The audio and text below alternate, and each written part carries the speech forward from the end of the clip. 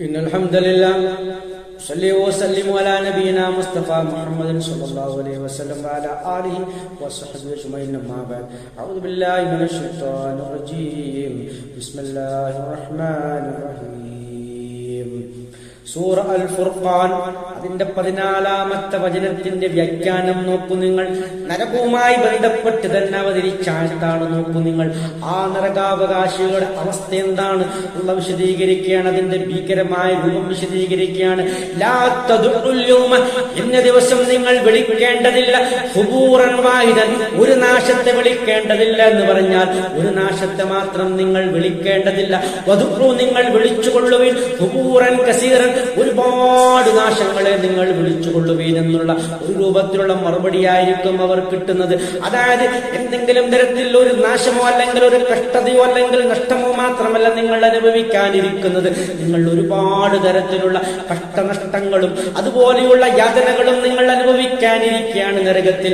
കാരണം നിങ്ങൾ ഒരുപാട് തരത്തിലുള്ള മക്കടമുഷ്ടിയുള്ളവരായിരുന്നു, നിങ്ങൾ പരിഹസിക്കുന്നവരായിരുന്നു. അല്ലാഹുവിന്റെ റസൂലിനെ നിങ്ങൾ പരിഹസിച്ചുകൊണ്ട് സാഹിറാണ്, ഒരു മരണക്കാരനാണെന്ന് ചിത്ത പറയുന്നവരായിരുന്നു. അള്ളാഹുവിന്റെ റസൂലിന്റെ ആ കയ്യിലുള്ള ആ വിശുദ്ധ ഖുർആൻ എന്ന് പറയുന്ന തിരുവചനത്തെ അത് പഴങ്കഥയാണെന്ന് പറഞ്ഞുകൊണ്ട് തള്ളിക്കളിയുന്നവരായിരുന്നു.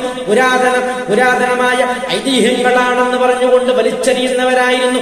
ഈ രൂപത്തിൽ മുഅ്മിനീങ്ങളെയും അള്ളാഹുവിന്റെ റസൂലിനെയും നിരന്തരം പരിഹസിക്കുകയും അള്ളാഹുവിന്റെ ആ സത്യമാർഗത്തിൽ നിന്നും അകന്നു നിൽക്കുകയും ചെയ്ത് അങ്ങനെ നിങ്ങളുടെ ആ ഒരു മർക്കട മുഷ്ടി കൊണ്ട് നിങ്ങളുടെ ആ കഠിനമായ ആ നിലപാട് കൊണ്ടാണ് ഇന്ന് നിങ്ങൾക്ക് ഈ നരകം ലഭിക്കാൻ കാരണമായത് എന്നാണ് അല്ലാഹു സുബ്ഹാനഹു വ തആല വളരെ ചുരുക്കി വിശദീകരിക്കുന്നത്. അതുകൊണ്ടാണ് ഇത്രയും കഠിനമായ ഈ ശിക്ഷ നിങ്ങൾക്ക് ലഭിക്കുന്നത്. അതൊന്നല്ല, അനേകം ശിക്ഷകളും അനേകം കഷ്ടതകളും നിങ്ങൾക്കുണ്ട്. അതുകൊണ്ട് നിങ്ങൾ ഒരുപാട് ആ ഒരു നാശത്തെ വിളിച്ചുകൊള്ളൂ എന്നാണ് അല്ലാഹു സുബ്ഹാനഹു വ തആല അവരോട് പറയുന്നത്. നോക്കൂ നിങ്ങൾ, രൂപത്തിലുള്ള കഠിനമായ ശിക്ഷയാണ് ഈ അവിശ്വാസികൾക്ക് അല്ലാഹു ഒരുക്കി വെച്ചിരിക്കുന്നത്. അത് മുൻകൂട്ടി കൊണ്ട് തന്നെ ഈ വിശുദ്ധ ഖുർആനിൽ കൂടി ഐഹികമായ ഭൂമുഖത്ത് ജീവിക്കുന്ന മുഴുവൻ ലോക ജനങ്ങൾക്കും ഒരു തക്കീതായി അല്ലാഹു സുബ്ഹാനഹു വ തആല അവതരിപ്പിക്കുകയാണ്.